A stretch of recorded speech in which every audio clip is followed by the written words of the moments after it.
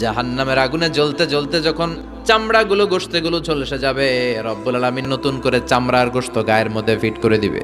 ওই চামড়া গোশত আবার ঝলসাবে, আবার ফিট। আযাবটার মজা যেন ভালো করে টের পায়। একের পর এক শাস্তি শুরু এবার জাহান্নামে। যারা দুনিয়াতে আত্মহত্যা করছে, ছুরি মারছে, ও খালি ছুরিই মারবে। বিষ খাইছে, খালি বিষ খাবে।